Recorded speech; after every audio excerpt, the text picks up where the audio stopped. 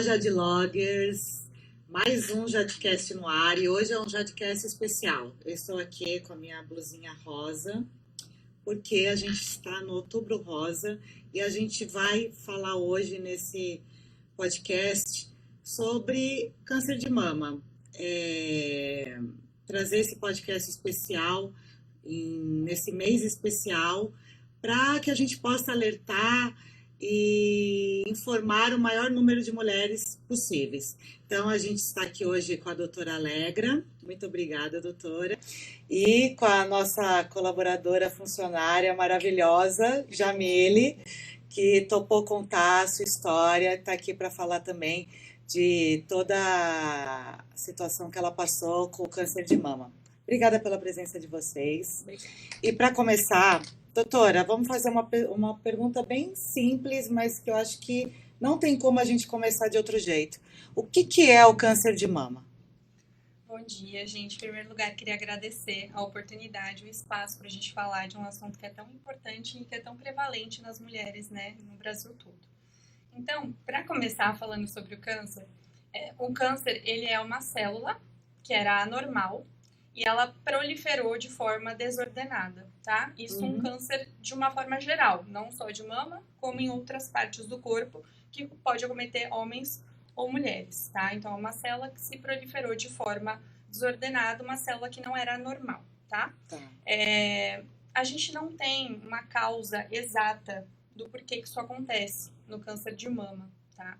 O que a gente tem são os fatores de risco, ou seja, o que pode levar essa célula a desenvolver de forma irregular, tá? Então, quando a gente fala de câncer de mama, a gente fala de fatores de risco que são modificáveis, né? Certo. Ou não modificáveis. Os não modificáveis, a gente fala da genética, certo? Então, a hereditariedade. Hereditariedade, tá. Exatamente. Então, esse fator de risco a gente não modifica. Tá? Certo. 10% dos casos de câncer de mama tem um fator genético associado, certo? Certo. E os outros são os modificáveis, né? Ou seja, hábitos de vida, aquilo que a gente tem uma influência, que a gente tem um poder de modificar. Então, obesidade, tabagismo, álcool, hábitos de vida, tudo isso vai levar ao desenvolvimento do câncer de mama. Tá, e você tocou num ponto importante, porque, Jamile, eu sei que você não fuma, você não bebe, e mesmo assim você foi acometida. No seu caso foi hereditário? Não foi hereditário, eu fiz até o teste, né, que é feito durante o tratamento aí. Não foi hereditário, pelo que a médica diz, foi emocional. Mexeu com o meu emocional, que mexeu com a formação das células e acabou gerando esse câncer. Mas não tem nada a ver com... Eu já ouvi dizer que o câncer é uma doença da alma, que ele está envolvido também, além das causas físicas, né, das mutações de células, pode ser acometido também por questões de depressão, por questões de emocionais. Faz sentido, doutora? Faz sentido, sim. A gente não tem exatamente a etiologia definida, mas a gente sabe que tem influência de vários fatores, né? De hábitos de vida e também os fatores que são da parte psicológica.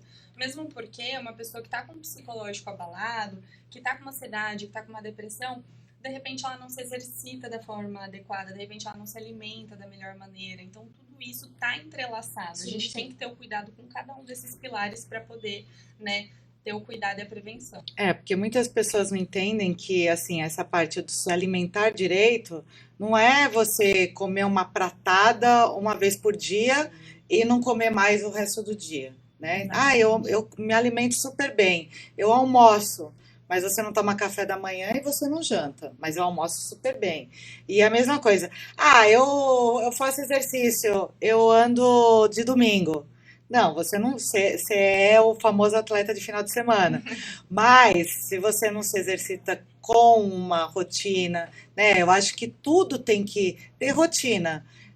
A rotina do café, almoço, jantar, a rotina de exercícios diários, a rotina de beber água, enfim, eu acho que tudo isso interfere. Sem dúvida. E como foi que você descobriu a doença? Então, eu sempre fui uma pessoa muito regrada com médicos, sempre fiz os meus exames até mais de uma vez ao ano. E um dia eu tava deitada na cama e passei a mão assim na mama e eu senti um caroço.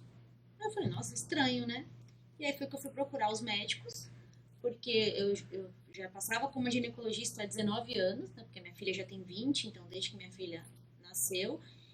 E aí foi onde a gente pediu os exames e aparentemente não tinha dado nada nos exames, mas aí o nódulo começou a crescer. E foi aí que a gente descobriu através de uma biópsia que realmente já era um câncer. Doutora, não sei como eu posso chamar, falso diagnóstico, é comum? Quantos anos você tinha? Eu tinha 34. Isso interferiu no diagnóstico? Com certeza. Até poucos anos atrás, não era muito comum pacientes tão jovens desenvolverem câncer de mama. Estava ouvindo um podcast do Drauzio Varela, na época que ele fez residência, lá na década de 70, surgiu uma paciente com 30 anos, 30 e poucos anos de idade, com diagnóstico de câncer de mama, e ele conta que ela virou uma curiosidade médica, porque isso não era comum, né? Nossa. Então, dos anos 90 para cá, a gente tem percebido um aumento expressivo, né, das pacientes mais jovens desenvolvendo câncer de mama. Então, por conta disso, talvez a suspeita diagnóstica não tenha sido tão virtuosa. E eficaz, né, pro caso dela, justamente pela idade, Pela né? idade. 34 anos, sem histórico familiar, Isso, sem fatores de risco. fatores de risco, hereditariedade. Porque quando você tem algum fator hereditário, o tratamento já é diferenciado, né? A gente consegue acender ali uma luzinha, né? Um sinal de alerta. Então, essa paciente, ela tem histórico familiar, né? Será que ela tem alguma coisa genética envolvida para ela estar desenvolvendo alguma doença? Uhum. Né? E no caso dela, a gente não tinha esse fator de risco, então o diagnóstico vai ficando mais difícil aí nesse sentido mesmo. Mas eu acho que o corpo, ele conversa com você, né? Sem Então, assim, dúvida. eu já sentia, antes do nódulo, eu já sentia que não estava tudo bem. Né? E aí, quando o nódulo saiu, eu tinha certeza que não era coisa boa. Algo me falava que aquilo não era coisa boa. E O corpo fala. quando eu peguei o resultado, foi como se eu já esperava aquilo, Como sabe? se você já soubesse, Como né? se eu já soubesse que até a médica realmente, a enfermeira me ligou, né? E aí quando eu fui buscar e que eu abri, que eu vi que era, eu já sabia. Assim, eu já sentia que era. Já tinha essa percepção. Né? E nesse momento, como foi? Você com 34 anos, sua filha na época Ela estava com 18. 18 já. Assim, foi um baque, porque por mais que o meu pai tenha falecido de câncer, mas não foi por conta de excessos de bebida, de cigarro. Então ele teve um câncer na garganta e ele faleceu. Então tinha 4 anos que meu pai tinha falecido. E eu passei todo o tratamento com ele, né? Então eu levei no médico, eu ia junto nas quimioterapias. Então, quando eu peguei o resultado, eu não pensei que aquilo era uma sentença de morte, como muitas pessoas pensam, né? Assim, nossa, minha sentença de morte? Não. Eu pensei o seguinte, eu vou conseguir. É difícil, não é fácil. Mas eu vou conseguir, eu vou sair dessa. Né? E o meu pai, ele não morreu do câncer em si. Ele morreu porque ele ficou depressivo. Uhum. E aí ele ficou depressivo, e aí a pessoa, quando ela entra em depressão, ela não quer fazer mais nada. E ele não estava mais se tratando. Ele não estava mais tratando, então ele acabou falecendo disso. E aí foi que eu falei, não, eu vou me tratar, mandei mensagem no grupo da família, olha, deu ruim o exame, mas tá tudo bem. Eu tô bem psicologicamente, eu vou me tratar e vai dar tudo certo. Então, desde o começo, meu pensamento era positivo de que ia dar tudo certo. Mesmo que lá no meio não desse, mas o meu pensamento era esse, vai dar tudo certo. E aí você tocou num ponto importante, né? A gente sabe que o câncer de mama para a mulher é muito delicado, né? Porque ele mexe com fatores muito sensíveis. Muitas têm que fazer como doutora? A mastectomia, muitas ficam carecas. E são coisas que é a vaidade feminina, né? E acho que é mais do que é só um cabelo. Ah, cabelo cresce. É o que você escuta muito, né? Ah, o cabelo cresce, realmente cresce, né? Só que, tipo, não é só simplesmente o cabelo cresce, né? É a sua identidade. Sim. E Né? você, depois de tudo isso, você se olha no espelho e você não Você não se enxerga mais como a Jamília, a Roberta, né? Você não consegue mais se enxergar, porque você muda muito, né? Uma mudança tão radical de uma hora para outra, porque o meu cabelo era quase que na bunda, muito comprido, né? E aí a médica falou assim, já corta Chanel para você não sentir tanto. E guarda o cabelo, porque se você quiser usar depois com uma peruca e tal. Então eu cortei Chanel.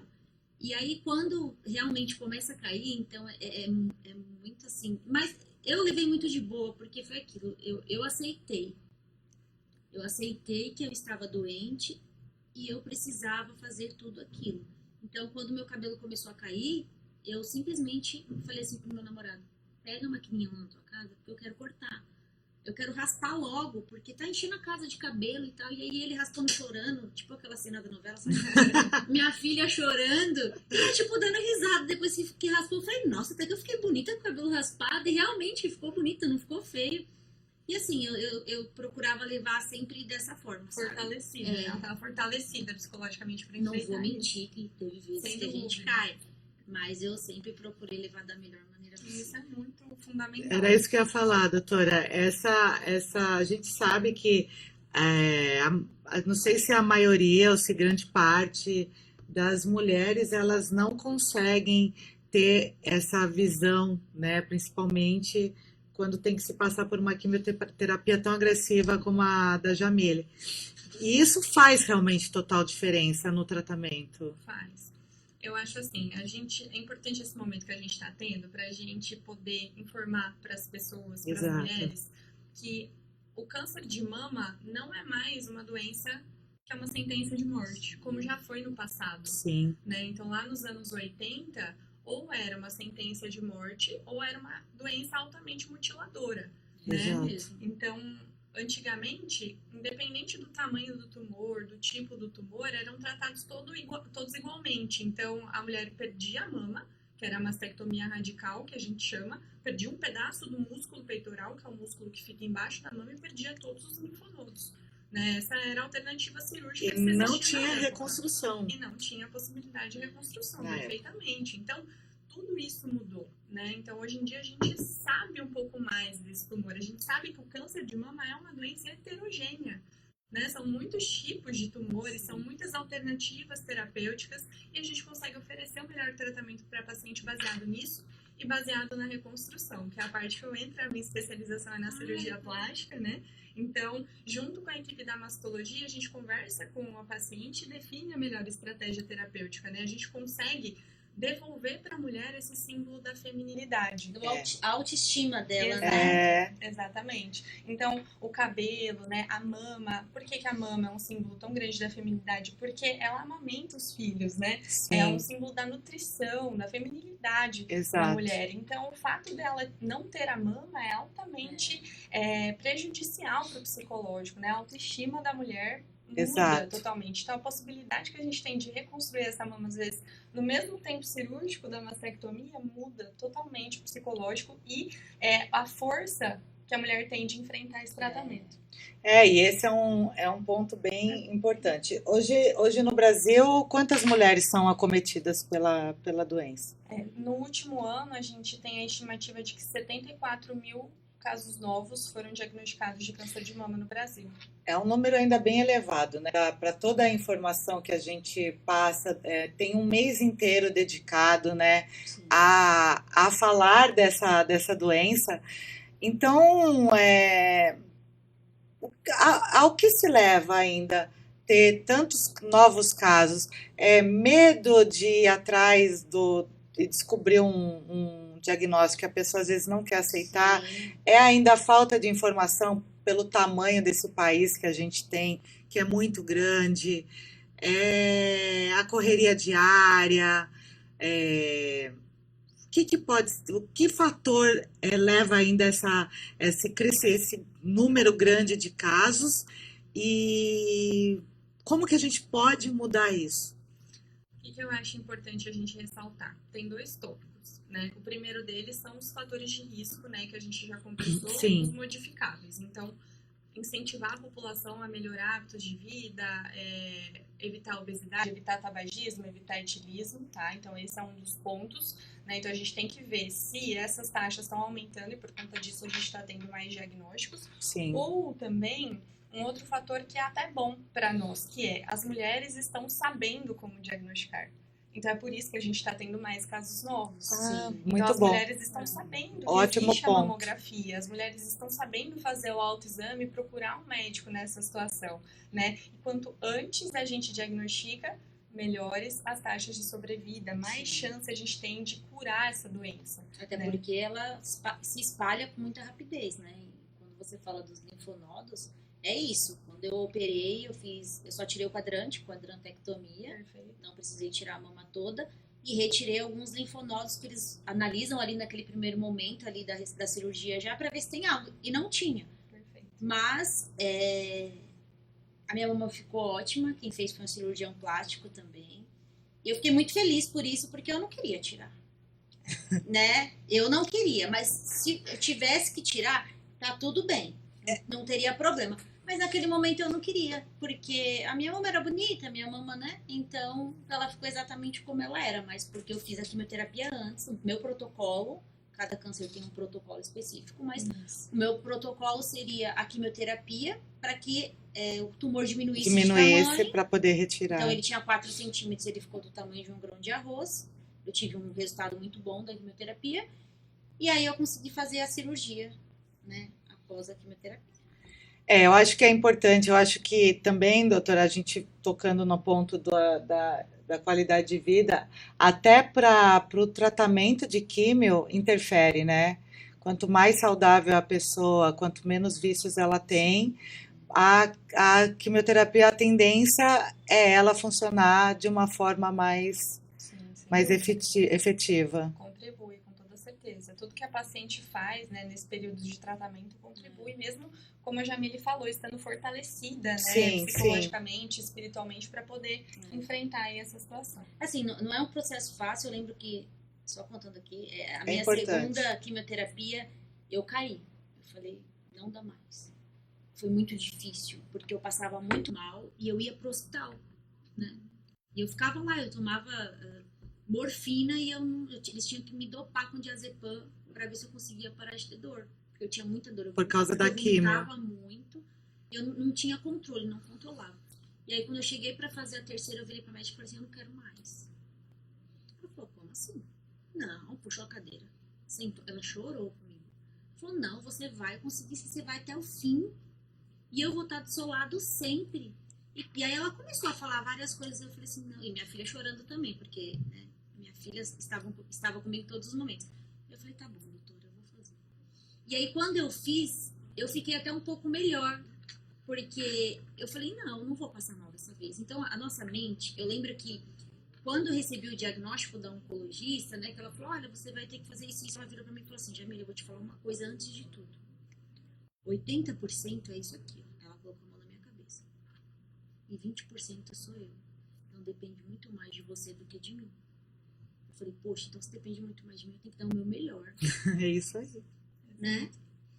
E aí foi que eu dei o meu melhor e eu tô aqui pra contar a história. É isso aí. Incrível, a história dela, assim, os depoimentos que a gente escuta, eu sendo da área médica, podendo conviver com tantas histórias de superação, com tantas pacientes incríveis que superaram esse momento, que tiveram força, que tiveram coragem, é inspirador, assim, realmente. Eu participei no final de semana passado da corrida contra o câncer de mama, né, que é organizada aqui todo outubro, né, todo outubro em São Paulo. E histórias lindas, assim, de pacientes que estão lá fortalecidas, que venceram a doença, que conseguiram, que estão lá para incentivar, para dar o depoimento, para contar a história, e isso é muito inspirador. E eu acho que não é nem... tem tudo isso, mas às vezes eu dou conselhos, assim, eu vou dar um exemplo, né? A pessoa às vezes chega, toda gente, por que você tá assim? Ânimo, a vida é tão boa, né? E às vezes eu falo, olha tudo que eu passei, tô aqui todos os dias, venho trabalhar feliz. Eu tô no trânsito, eu tô feliz porque eu agradeço, porque eu falava assim, poxa, eu tô aqui no hospital. Podia estar lá trabalhando, mas eu tô aqui no hospital. Então, assim, a gente começa, eu sei que é muito difícil isso, né? Mas a gente começa a dar mais, eu dei muito valor à minha vida. E hoje eu falo, eu agradeço, eu falo, Deus, obrigado por eu ter tido essa doença. porque eu consigo ver a minha vida de uma forma tão diferente hoje. É Ressignifica. surreal, A doença, ela significa. Eu acho que qualquer doença, né, que você fique entre uma linha tênue, né, entre a vida e a morte, é bem aquilo. Você vai passar, você vai morrer. Você vai continuar vivendo do mesmo jeito ou você vai Você vai entender que você teve um presente é isso e vai mesmo. viver melhor esse presente que você Não só ganhou. olhar pro lado ruim, né, Sim. da doença em si. Exato. E a doença em si, ela pode ser. Não é evitada, né? Mas a gente sabe, doutora, que a maior forma de prevenção é conhecendo o corpo, né? Sem dúvida. É o toque. Então, o autoexame ainda é o maior preventivo para o câncer de mama? O autoexame, ele ainda tem a sua importância, sim, tá bom? Mas a gente considera como padrão ouro a forma principal de diagnosticar o câncer de mama a mamografia, tá? Então, hoje em dia, o exame mais importante é a mamografia, mas, obviamente, o autoexame ainda tem a sua importância, né? A paciente conheceu o próprio corpo, como a Jamile comentou, ela percebeu que tinha ali alguma coisa de errado e procurou Sim. ajuda, né? O que acontece? O autoexame, ele perdeu um pouquinho o foco, embora ainda tenha importância, porque ele consegue diagnosticar somente tumores um pouquinho maiores, né? Então, a mamografia a gente consegue ter um pouquinho mais de sensibilidade para diagnosticar tumores de um tamanho menor. Porque às vezes o tumor é pequenininho, né? Quando ele já está maior, infelizmente, provavelmente ele já está num estágio mais Mas avançado. tem um ponto nisso tudo que, pelo menos foi falado pra mim, mas a mamografia eles pedem a partir de uma certa idade. Eu não tinha idade Isso. pra fazer a mamografia, Perfeito. né? Hoje em dia, o Ministério da Saúde preconiza a realização de mamografia bianualmente a partir dos 50 anos. Tá? Certo. Então, fez 50 anos, vai fazer uma mamografia e a cada 2 anos vai repetir, certo? Certo.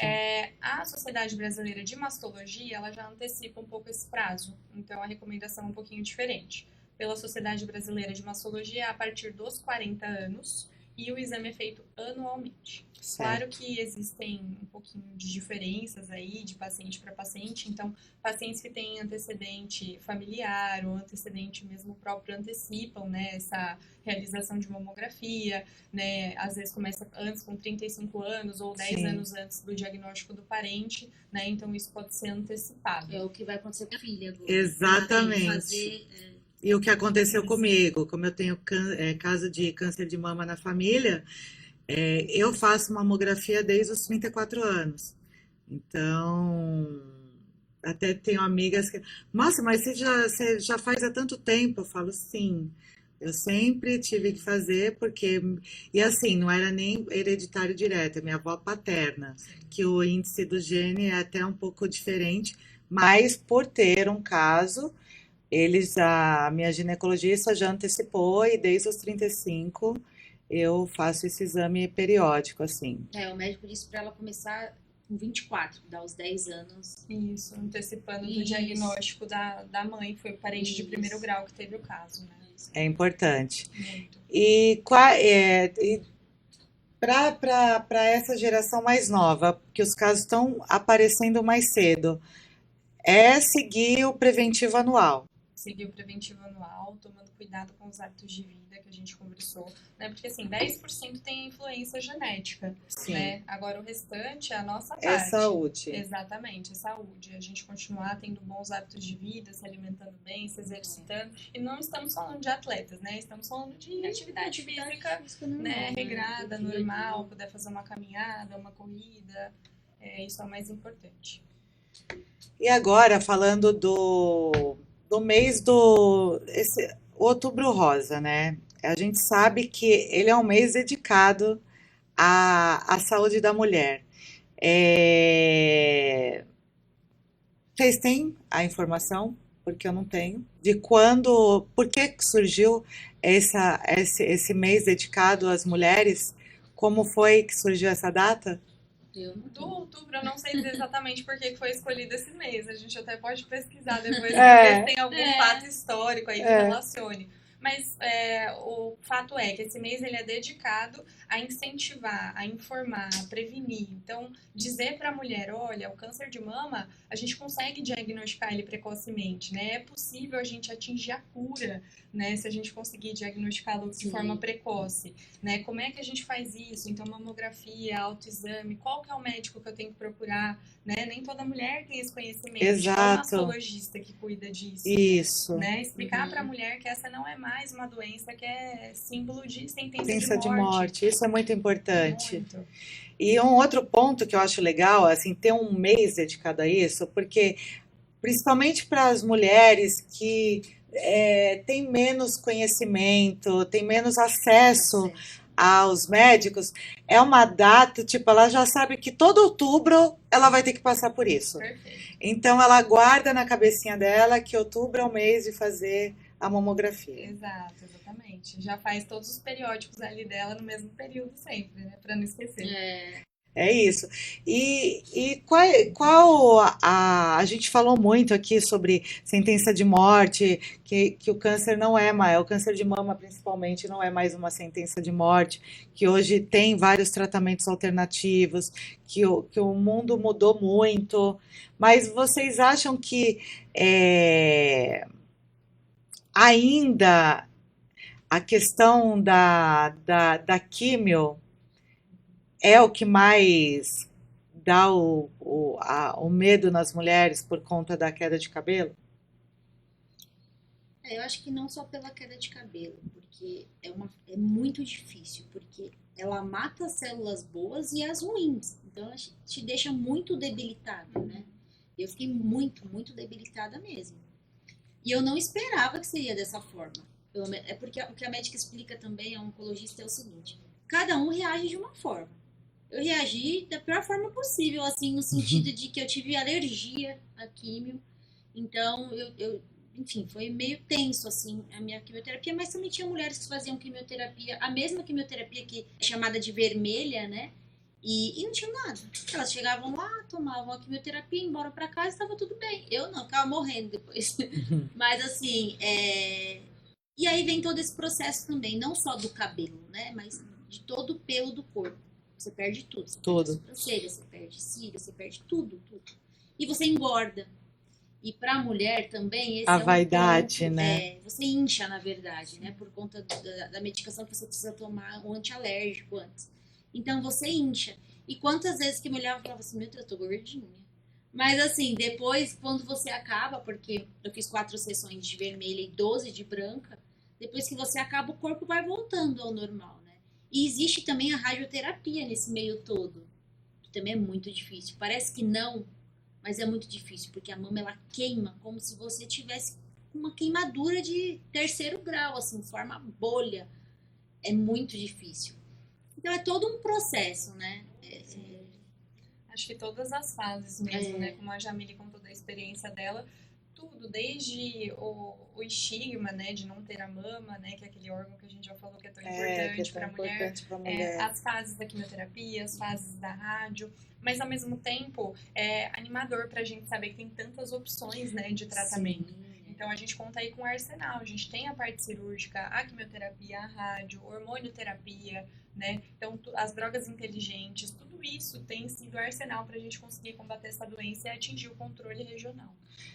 Porque quanto antes a descoberta, o tratamento às vezes pode ser mais abrasivo, né? Sim, sim.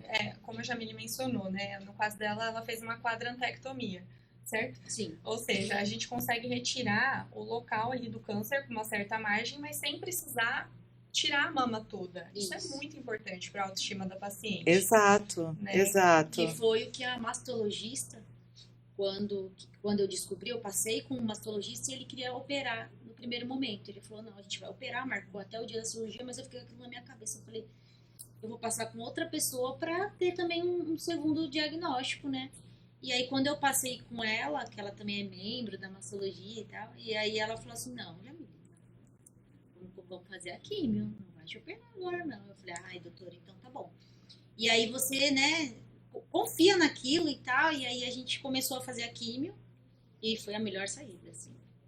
Eu acho que até torna um pouco repetitivo, mas eu acho que a gente trazer essa questão que a gente tem vários tratamentos hoje em dia, que a gente tem várias formas de tratar a doença, não é invalidando a doença em si, porque continua sendo uma doença perigosa, Sim. ela pode matar se ela não for tratada, mas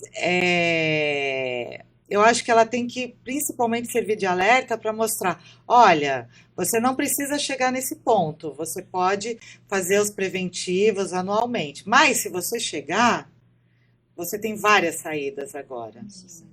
E o começo é pelo tratamento hormonal ou não tem uma ordem certa, Não tem doutora? uma regra, na realidade. Cada caso é um caso, né? Igual a gente estava conversando, tem pacientes que toleram bem um tipo de químio, tem pacientes que não toleram. Então, isso o mastologista vai avaliar, vai ver direitinho qual que vai ser a ordem, se vai ser primeiro a químio, primeiro a cirurgia, se vai associar algum outro tipo de tratamento. Então, tudo isso é muito individualizado, assim como a reconstrução.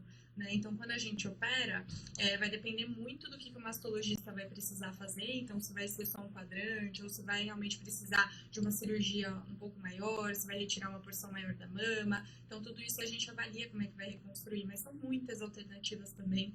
A gente tem retalhos locais, né, que são tecidos de outras partes do corpo que a gente consegue colocar ali para preencher o local onde seria a mama. A gente tem a possibilidade de expansores, possibilidade de prótese de mama, que a gente já consegue colocar no próprio ato operatório, né? Lipoenxertia, tudo isso são estratégias que a gente conversa, né? Alinha tanto com o mastologista quanto com a paciente para a gente poder dar o melhor resultado.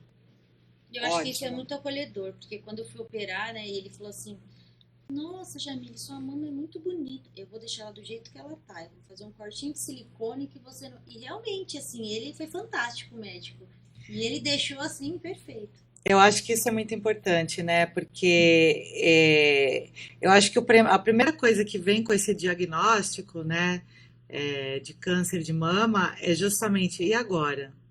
Eu vou perder a minha feminilidade, eu vou perder algo que está aqui desde que eu era pequena. E como que eu vou lidar?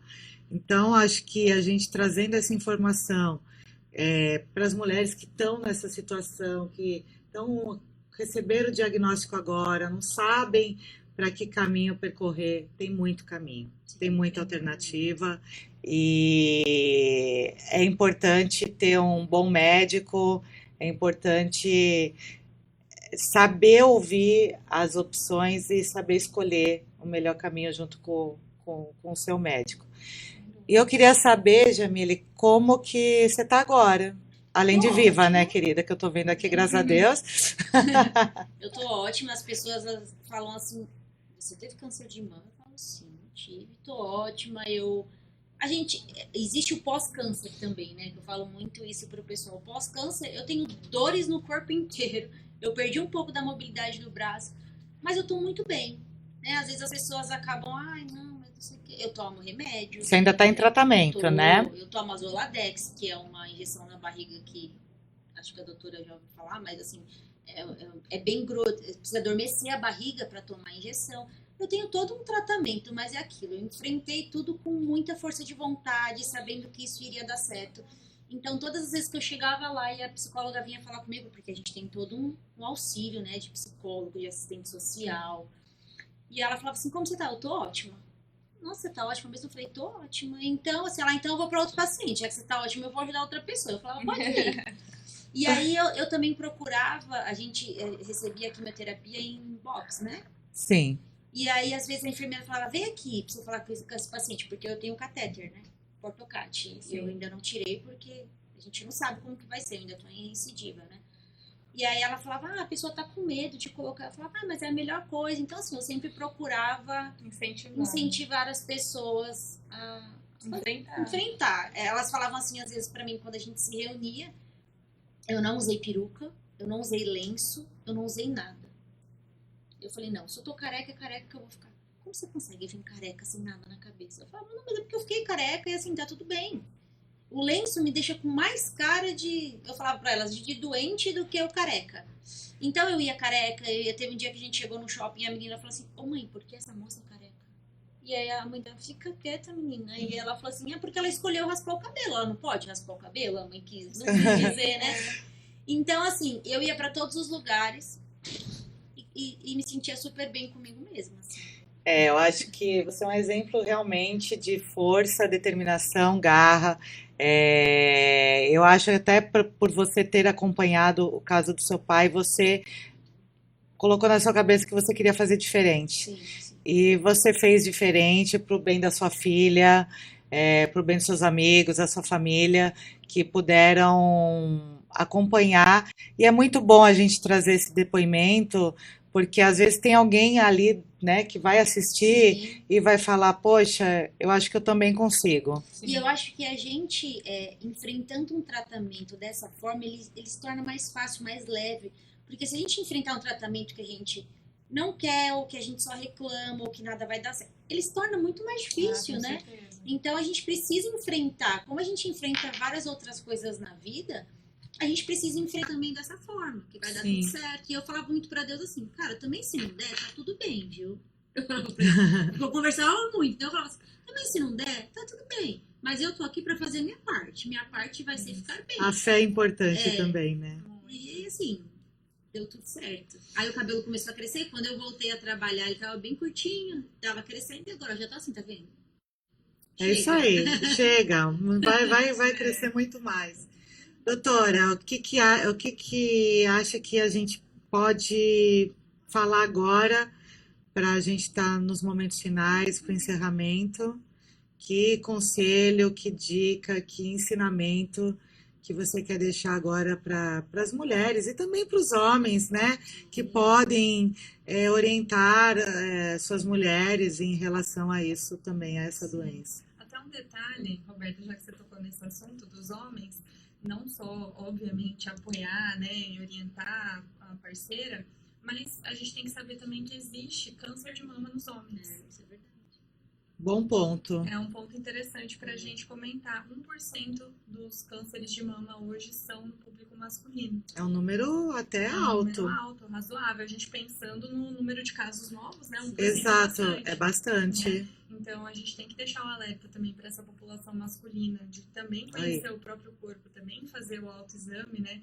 E ter esse conhecimento de que isso também pode acontecer nos homens. Eu tive que dar um diagnóstico recente até em um paciente homem meu que procurou a gente por uma queixa de aumento do volume das mamas, né? Que quando é proliferação da glândula mesmo, é conhecido como ginecomastia, que é uma condição benigna, que a gente opera e corrige, tá? Esse aumento das mamas.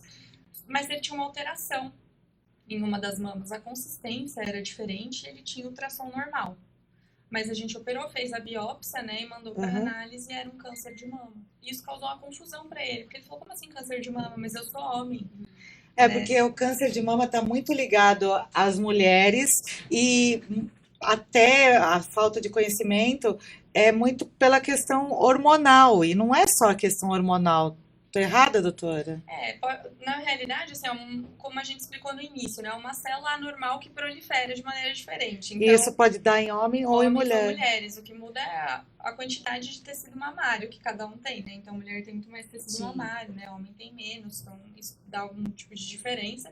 Mas saber que essa doença também pode acometer os homens nessa porcentagem que eu falei e que esse público também tem que estar atento. Né? Então, tanto para cuidar de si, quanto para cuidar da esposa, parceira, caso precise. E quando for homem, o preventivo dele é a mesma coisa, é mamografia, é reparar se houve um aumento. Isso, uma alteração de consistência, algum nódulo, uma retração no mamilo, alguma saída de secreção pelo mamilo, né? As mesmas orientações também para as mulheres, né? Qualquer alteração que não está dentro ali do habitual precisa procurar um mastologista para o mastologista poder prosseguir com a investigação, fazer o diagnóstico, né, o estadiamento e propor o melhor tratamento. Então isso tem que ser feito tanto para o homem quanto para a mulher. A gente sempre enfatiza muito mais as mulheres, claro, porque a imensa maioria dos casos são das mulheres, mas acho válido deixar essa informação aí. É também muito pro importante. público ficar sabendo. E eu acho que assim, o câncer também está relacionado com o hormônio, né? Sim. Hoje eu tenho que bloquear os meus hormônios. Eu com 36 anos entrei na menopausa, né? Porque eu não posso mais ter hormônio. Não sei explicar muito bem em relação a isso, mas assim, Então, hoje, eu fiz imunoterapia, que eram bloqueadores hormonais. Hoje eu tomo um bloqueador hormonal e a injeção da barriga também é um bloqueador hormonal. E é também muito difícil para a mulher ela entrar. Eu vi um depoimento de um médico que ele dizia: tudo foi feito certo. Então, quando ela entra na menopausa, é porque ela já está lá naquela fase de mais idade. Tal. Quando você tem um câncer de mama, você entra na menopausa precoce. A gente induz essa menopausa. Então, eu tenho calores de menopausa, eu tenho irritabilidade, eu tenho milhares de dores articulares. Então, assim, é bem difícil para a mulher também, né? Sim. O pós. Isso, o pós também, e tudo isso. Mas é isso, o câncer, ele está relacionado ao hormônio, né? Sim. Na grande maioria. Com certeza. E como mensagem, né, que a Roberta pediu, eu acho que fica principalmente essa mensagem de que o câncer de mama não é mais uma sentença de morte, não é mais uma doença altamente mutiladora, e para a gente conseguir atingir a cura, né, ou o controle regional da doença, a gente precisa do diagnóstico precoce. Então, as mulheres têm que se cuidar, as mulheres têm que procurar, né, os tratamentos adequados, procurar um médico de confiança para poder fazer esse segmento para cuidar, né. Eu lembro do meu avô, já não o tenho mais aqui, mas meu avô Arlindo era até engraçado, porque quando eu era aluna, eu gostava muito de falar de medicina, sempre gostei, né, de conversar e tudo mais. Eu ia almoçar na casa dele e às vezes eu comentava assim: eu tô na faculdade, eu conheci uma paciente que ela tem câncer. Nossa, eu não podia falar a palavra câncer na mesa do almoço, né? Porque parecia que era até Choca contagioso, muito, assim, era né? chocante, né? Você falar a palavra câncer. Então, antigamente nem se falava sobre isso. Ele falava: não fala sobre isso no almoço, eu já não gostava. Né? Era uma coisa muito que a gente queria um distanciamento. Hoje em dia não, hoje em dia a gente quer falar sobre isso, a gente quer informar as pessoas, a gente quer que as pessoas saibam, né, todas as possibilidades, como diagnostica, como trata e como ela pode ser curada e ter uma qualidade de vida. E tá aqui a prova de que é possível passar pela doença. Obrigada, doutora, pelas suas dicas, pelos seus ensinamentos, pelas suas palavras. Eu acho que quanto mais pessoas a gente puder atingir, levar conhecimento, vai ser sempre muito bom. Obrigada Obrigada, pelo seu depoimento, pela sua história, e que você continue aí superando todas as fases com coragem e determinação. Sim, com certeza. É isso, Jade Loggers. Agradeço todo mundo. Quer deixar alguma mensagem mais, doutora? Algum recadinho? Queria só agradecer a oportunidade, o espaço para falar de uma doença tão importante, que é tão prevalente, e estou à disposição. Qualquer coisa que vocês precisarem, a gente está por aí. Muito obrigada. Obrigada. Beijo. Até a próxima.